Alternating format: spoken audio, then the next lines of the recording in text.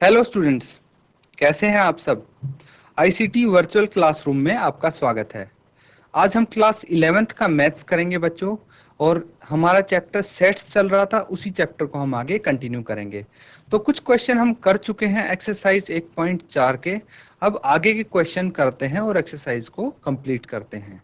तो बच्चों, अभी तक जो चीजें हमने की हैं, जो भी टॉपिक्स हमने किए हैं, उम्मीद है आप सब ने वो अच्छे से पढ़े होंगे, समझे होंगे, और उसके आधार पे जो भी क्वेश्चंस किए हैं वो आपने प्रैक्टिस किए होंगे। जब तक आप प्रैक्टिस नहीं करोगे बच्चों ज्यादा से ज्यादा क्वेश्चन, तब तक आपको प्रॉब्लम रहेगी टॉपिक में। इसीलिए मैं बोलता हूँ कि जो भी टॉपिक आप करो, उसके साथ साथ जैसे हम एग्जाम्पल करते हैं उसके बाद हम क्वेश्चंस करते हैं, तो वैसे ही आप क्वेश्चंस साथ साथ प्रैक्टिस करते रहा करो।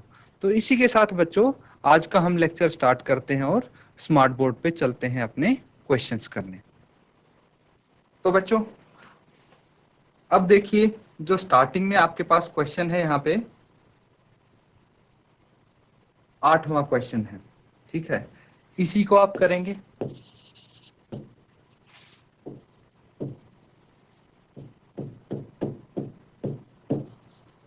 क्वेश्चन पढ़ो आप पहले तो।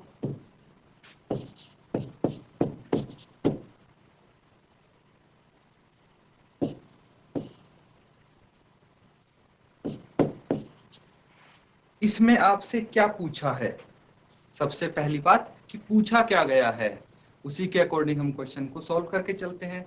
तो निम्नलिखित समुच्चय युग्मों में से कौन से युग्म असंयुक्त हैं। तो यहाँ पे क्या पूछ लिया भाई, असंयुक्त मतलब क्या हुआ बच्चों। असंयुक्त मतलब डिसजॉइंट, इसको हम बोल सकते हैं। क्या बोल सकते हैं? डिसजॉइंट। डिसजॉइंट इसको हम बोल सकते हैं। अब क्या मतलब हुआ कि पूछ क्या रहे हैं, बेसिकली ये जानने की हम कोशिश करते हैं कि जो हमें पेयर दिया हुआ है, किसका, सेट्स का जो पेयर दिया हुआ है, युग्म दिया है, उसमें से आपसे ये पूछा गया है कि कौन से युग्म असंयुक्त है। असंयुक्त मतलब जो कॉमन नहीं है, मतलब जिनके बीच में कोई भी अवयव कॉमन ना हो, उसे हम बोलेंगे असंयुक्त। फिर से सुन लेना बच्चों, जिनके बीच में, जिन भी सेट्स के बीच में कोई भी अवयव कॉमन ना हो, उसे जिनके बीच में कोई भी अवयव कॉमन ना हो, उसे हम असंयुक्त बोलेंगे। क्या बोलेंगे? असंयुक्त बोलेंगे। अब देखिए बच्चों, फर्स्ट वाला हम करते हैं। तो सबसे पहले वाले में क्या बोला गया है, पहला सेट है 1 2 3 4, और दूसरा सेट क्या है, दूसरा सेट है एक्स सच दैट एक्स एक प्राकृत संख्या है, और कितने से कितने तक है, 4 से लेके 6 तक है। ये दो सेट हैं। अब देखिए, क्या इनमें कोई कॉमन दिख रहा है आपको? बिल्कुल दिख रहा है। ये देखिए, यहाँ पे मैं बता सकता हूं कि दोनों में 4 कॉमन है। लेकिन असंयुक्त कौन सा होता है? असंयुक्त मतलब डिसजॉइंट, जिनमें कोई कॉमन ना हो। तो क्या ये असंयुक्त है? नहीं, ये असंयुक्त नहीं है, क्योंकि इनमें तो 4 कॉमन है।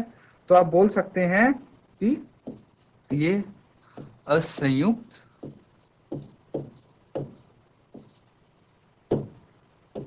नहीं है, असंयुक्त नहीं है। नेक्स्ट वाला देखें, सेकंड पार्ट क्या कहता है? ए ई आई ओ यू, एक तो है ए ई आई ओ यू, और जो दूसरा सेट है वो क्या है? C D E F. अब देख के मुझे बताइए इनमें से कि क्या कोई कॉमन है। जल्दी से आप इनमें से देखो और कमेंट करके बताओ कि क्या इनमें से कोई कॉमन दिख रहा है, और ये, क्या ये पेयर संयुक्त है या नहीं है, ये भी आप बताएं। तो देख के जल्दी से इसको सॉल्व करके आंसर बताओ आप।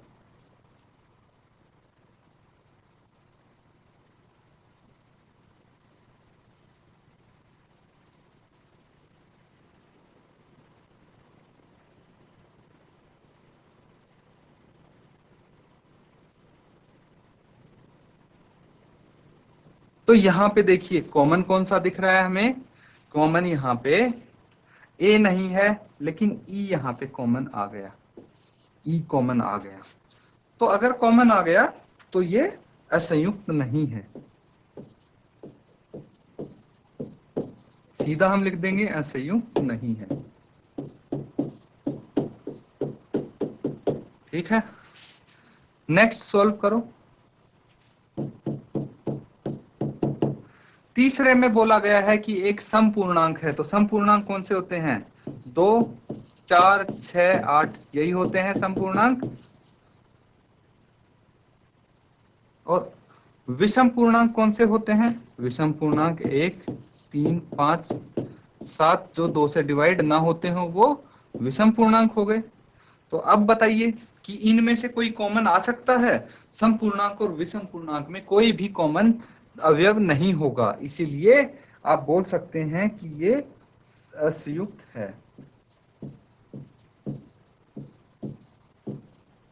असंयुक्त है। आप इसको बोल सकते हैं। तो ये क्वेश्चन यहाँ पे कंप्लीट होता है। नेक्स्ट क्वेश्चन की तरफ चलते हैं।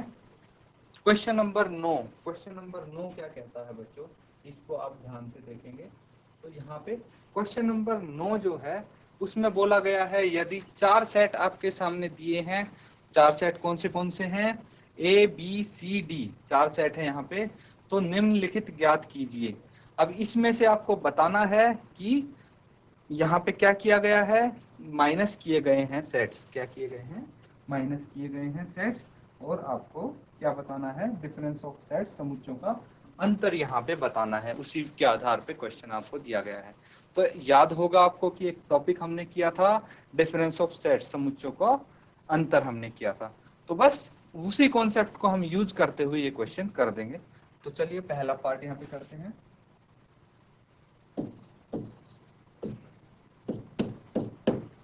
पहला पार्ट है a माइनस बी, आपको करना है a माइनस बी, मतलब जो अवयव समुच्चय a में है, ठीक है, समुच्चय a के अवयव में और b में जो कॉमन है वो हम हटा देंगे, माइनस करना है ना। तो समुच्चय a वाले अवयव जो b में है, समुच्चय b में है, उनको हम माइनस कर देंगे और बाकी जो बचे हुए समुच्चय a के अवयव हैं वो लिख देंगे। तो कौन से अवयव आएंगे देखिए। इनमें पहले तो हम देखते हैं कि कौन से यहाँ पे हमें कॉमन दिख रहे हैं अवयव।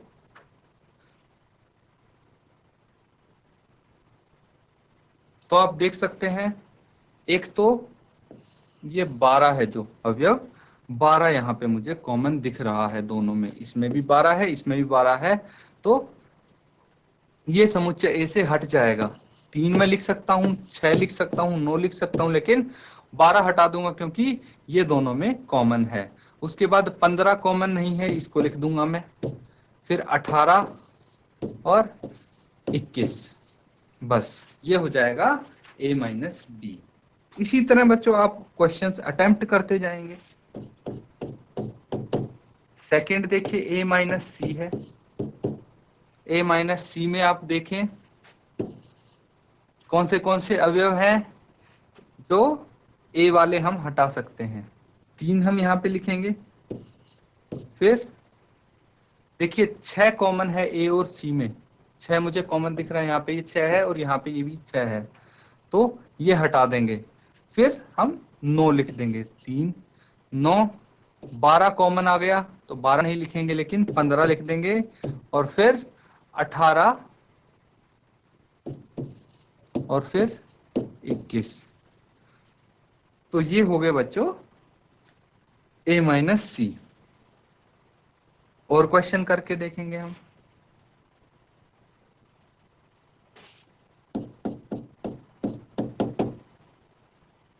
a माइनस डी करेंगे तो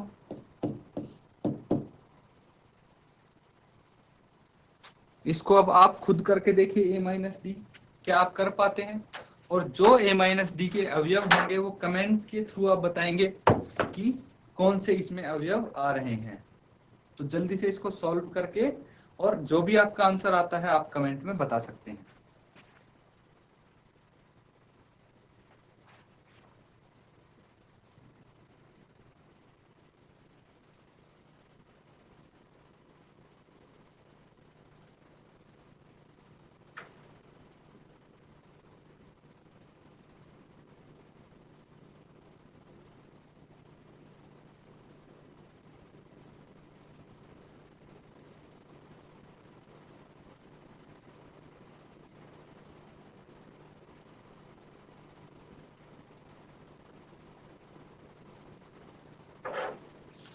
तो बच्चों इसमें देखिए क्या क्या कॉमन है वो हम नहीं लिखेंगे। 3 लिख सकते हैं यहाँ पे, फिर 6 लिख सकते हैं, 9, 12,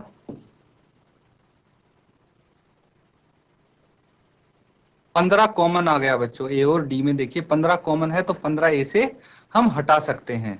फिर 18 और 21 ये अवयव हो जाएंगे ए माइनस डी के।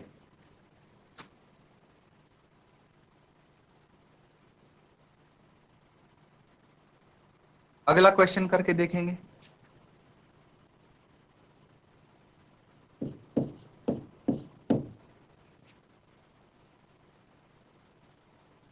फोर्थ है बी माइनस ए।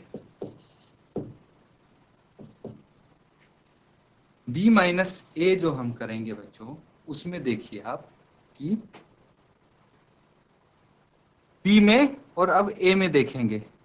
तो बच्चों पहले कौन सा है, बी है, समुच्चय बी है, उसमें से ए माइनस करना है। तो हम समुच्चय बी के अवयव ही देखेंगे सिर्फ, ठीक है। तो जो समुच्चय बी के अवयव हैं और ए के अवयव कॉमन हैं वो हम हटा देंगे समुच्चय बी में से, बाकी लिख देंगे हम। तो 4 नहीं है ए में, 8 भी नहीं है, 12 ए में है तो 12 हम हटा सकते हैं, 16 लिख देंगे और फिर 20 हम लिख देंगे। तो इस बारी समुच्चय बी के अवयव हमने लिखे, पर जो कॉमन थे वो हटा दिए हमने, क्योंकि बी पहले आया बच्चों, बी माइनस ए हुआ है ना। तो इन चीजों का आप छोटी छोटी चीजों का ध्यान रखेंगे। नेक्स्ट देखिए आप,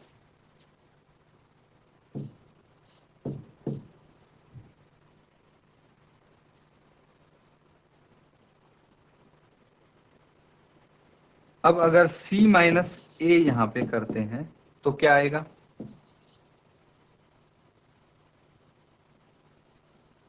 अब जो c में और a में कॉमन है तो c में से वो अवयव हम हटा देंगे, बाकी c के सभी अवयव हम लिखेंगे।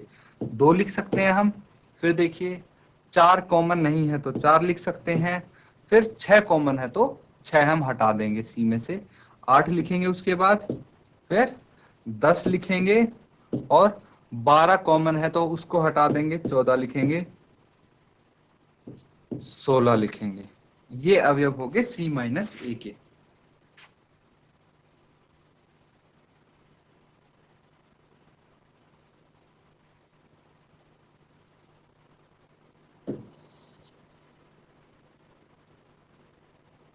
अब अगर हम d माइनस ए करते हैं,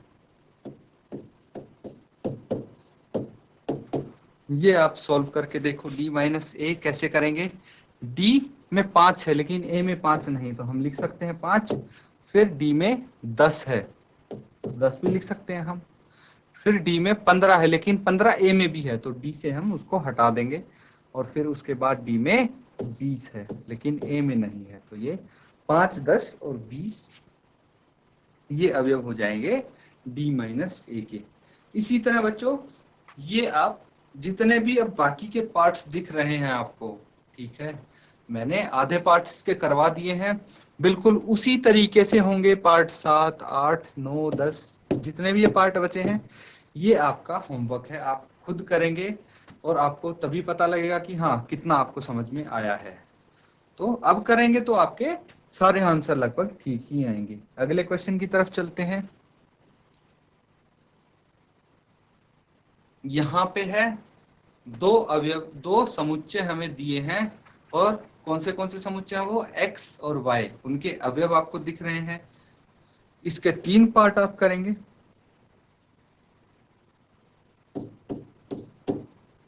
x माइनस वाई आपको करना है, अभी किया है बच्चों आपने। डिफरेंस कैसे निकालते हैं सेट्स का, तो x के देखिए क्या क्या एलिमेंट्स हैं, a है दिख रहा है मुझे, a लिख दूंगा मैं, b दोनों में है कॉमन इसलिए b में नहीं लिखूंगा, लेकिन c में यहाँ पे लिख सकता हूँ, और d भी दोनों में कॉमन है तो d भी मैं यहाँ से हटा दूंगा। तो a और c इसके अवयव हो गए किसके, x माइनस वाई के। इसी तरह नेक्स्ट वाला करेंगे तो y माइनस एक्स करना है इस बारी हमें। तो अब हम y के अवयव चेक करेंगे। f लिख सकते हैं और इसमें b कॉमन है और d कॉमन है, लेकिन g हम इसका अवयव लिख सकते हैं। तो ये y माइनस एक्स हो गया। अब इनका क्या करना है, हमें इंटरसेक्शन करना है, किसका, x और y का। ये क्वेश्चन भी आप कर चुके हैं। x इंटरसेक्शन y क्या होगा बताइए। इंटरसेक्शन y मतलब जो भी यहाँ पे आपको अवयव कॉमन दिख रहे हैं वही लिखेंगे इंटरसेक्शन में। तो जो अवयव कॉमन होते हैं वो लिखते हैं हम। तो कॉमन अवयव जो दिख रहे हैं वो लिख देंगे।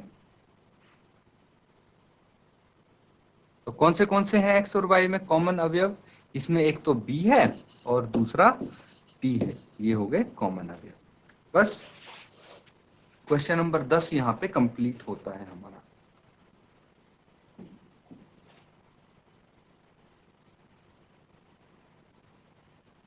अब बच्चों ये क्वेश्चन आया है, क्वेश्चन नंबर 11 आप देखें। क्वेश्चन नंबर 11 क्या है, इसको पढ़ो पहले तो। यदि r वास्तविक संख्याओं और q परिमेय संख्याओं के समुच्चय हैं। तो बच्चों जब चैप्टर हमने स्टार्ट किया था तो शुरुआत में ही आपको बताया था मैंने कि r क्या रिप्रेजेंट करता है, वास्तविक संख्याओं को, यानी रियल नंबर्स को रिप्रेजेंट करता है, और q किसको रिप्रेजेंट करता है, परिमेय संख्या यानी रैशनल नंबर्स को रिप्रेजेंट करता है।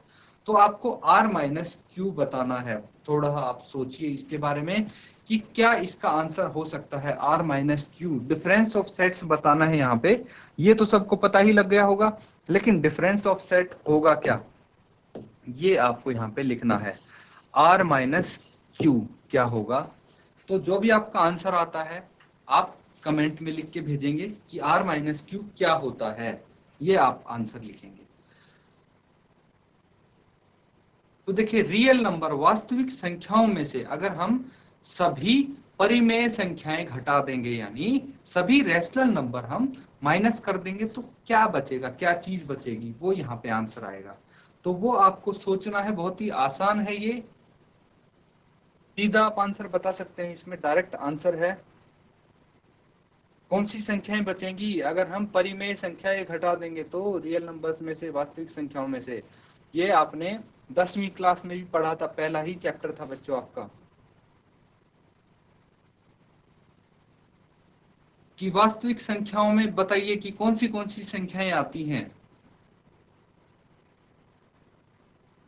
तो देखिए इससे आप बता सकते हैं कि जो वास्तविक संख्याएं हैं उसमें आती हैं परिमेय संख्याएं और अपरिमेय संख्याएं।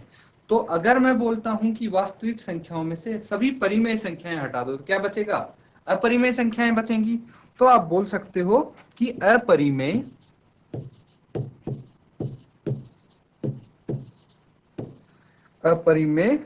संख्याओं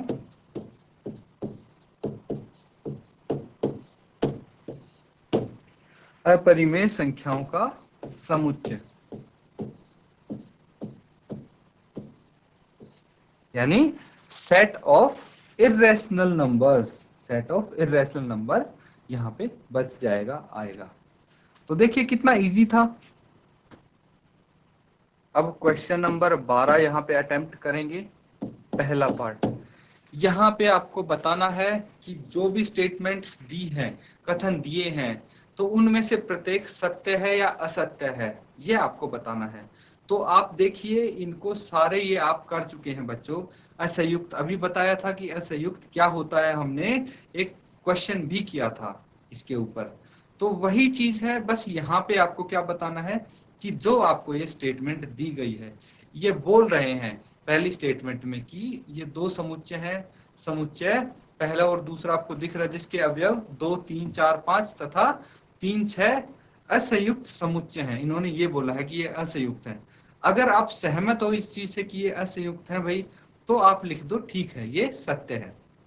और अगर आप इस चीज से सहमत नहीं हो तो आप लिखो कि ये सत्य नहीं है, ये असत्य है।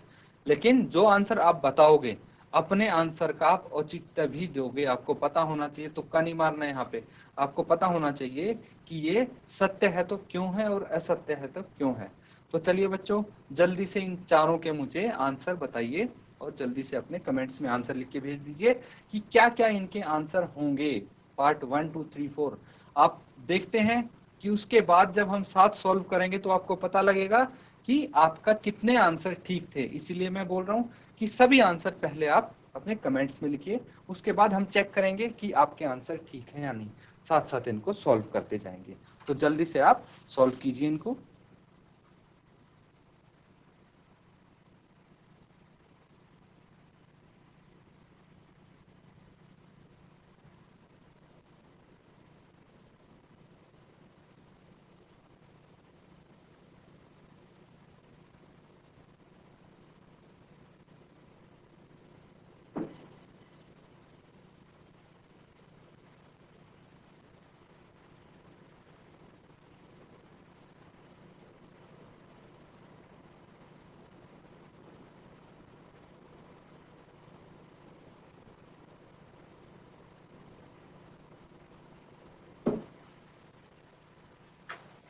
तो बच्चों पहला वाला देखते हैं हम, इसमें क्या बोला गया है। फर्स्ट वाला, आप उम्मीद है सभी के आंसर आ चुके होंगे अभी तक।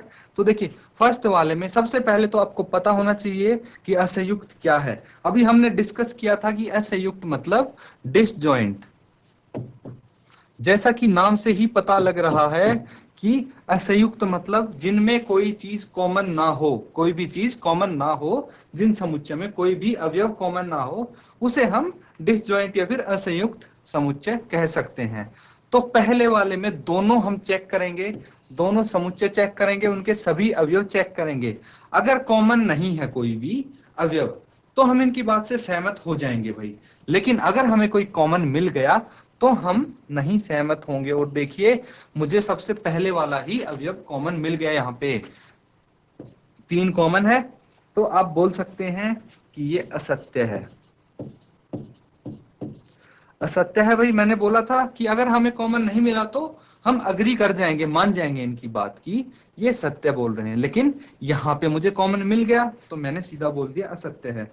इसका कारण आपको पता है, कारण भी हम लिख देंगे। क्या रीजन लिखेंगे इसका? इसका बच्चों जो रीजन लिखेंगे वो लिखेंगे कि दोनों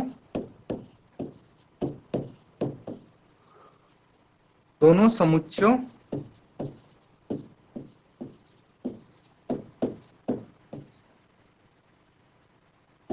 में अवयव 3 कॉमन है, या फिर उभयनिष्ठ आप बोल सकते हैं। उभयनिष्ठ है मतलब दोनों समुच्चय में कौन सा अवयव कॉमन है? 3 अवयव, 3 यहाँ पे मुझे कॉमन दिखा है, इसीलिए मैं बोल सकता हूं कि ये असत्य है। इसी तरह सेकंड वाला चेक करेंगे। सेकंड वाले में देखिए क्या लिखा है, ए ई आई ओ यू। तो यहाँ पे भी मुझे पहला ही अवयव कॉमन दिख गया, ए कॉमन दिख गया, ठीक है। उसके बाद मैं सीधा इसको असत्य बोल सकता हूं कि ये असत्य है, क्योंकि दोनों समुच्चय में इस बारी कौन सा अवयव कॉमन मिल गया मुझे? ए, अवयव ए कॉमन है, ठीक है। अब नेक्स्ट देखें, अगर तीसरे पार्ट की बात करें तो देखिए यहां पे कॉमन ढूंढने की कोशिश करते हैं तो 2 है, दूसरे समुच्चय में 2 नहीं है, ना दूसरे समुच्चय में 6 है, ना 10 है, और ना ही 14 है। तो देखिए यहां पे मुझे कोई भी अवयव कॉमन नहीं मिला है बच्चों, इसीलिए मैं इसको बोल सकता हूं कि ये असंयुक्त समुच्चय है। तो इन्होंने भी तो यही बोला असंयुक्त समुच्चय है, तो इसको मैं सत्य बोल सकता हूं कि ये कथन सत्य है। क्यों? क्योंकि दोनों समुच्चय में कोई भी अवयव उभयनिष्ठ नहीं है। क्या लिखेंगे कि जो दोनों समुच्चय में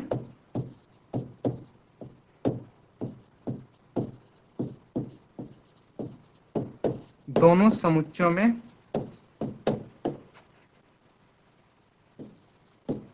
कोई भी अवयव उभयनिष्ठ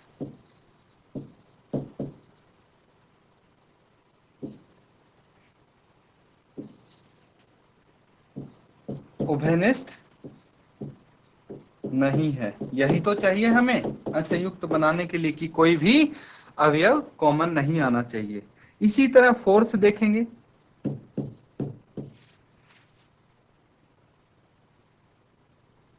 तो फोर्थ भी यही कहता है। देखिए 2 को चेक करेंगे, 6 और 10 इनमें से कोई भी कॉमन नहीं है, तो ये भी सत्य होगा।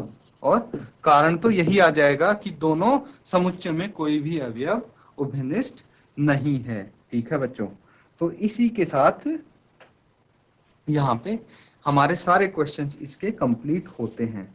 अब देखिए बच्चों कि थोड़ा सा एक मैं यहाँ पे नया कॉन्सेप्ट आपको बताने जा रहा हूं, ताकि आप इसके बारे में थोड़ी सी प्रैक्टिस करें और आपको इसके बारे में थोड़ा सा सर्च करें। तो अभी मैं बोलूंगा समुच्चयों का पूरक।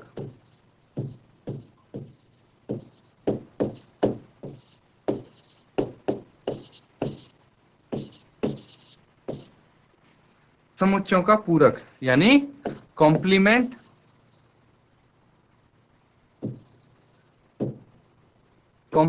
Of a set.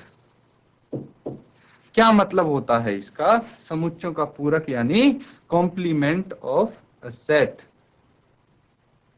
कैसे लिखते हैं किसी सेट का कॉम्प्लीमेंट, या फिर क्या होता है समुच्चय का पूरक? तो बच्चों देखिए, जो कॉम्प्लीमेंट जब हम लिखते हैं तो कॉम्प्लीमेंट का मतलब होता है कि समुच्चय, मान लीजिए कि हमारे पास समुच्चय ए है, तो इसको हम बोल सकते हैं समुच्चय ए के पूरक को ए कॉम्प्लीमेंट से प्रदर्शित कर सकते हैं। पहली बात तो ये कैसे दर्शाते हैं, मान लीजिए कोई समुच्चय ए है, समुच्चय ए है, ठीक है, और इसके पूरक को, ए के पूरक को, समुच्चय ए के पूरक को ए डैश या फिर ए कॉम्प्लीमेंट से प्रदर्शित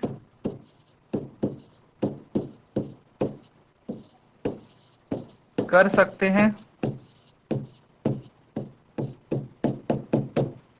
ए डैश से इसको प्रदर्शित कर सकते हैं बच्चों, ठीक है। अब देखिए कि हमारे पास कोई भी यूनिवर्सल सेट आता है, ठीक है, कोई भी यूनिवर्सल सेट होता है, उसको हम क्या बोलते हैं? जिसमें सभी अवयव प्रेजेंट होते हैं, उसको बोलते हैं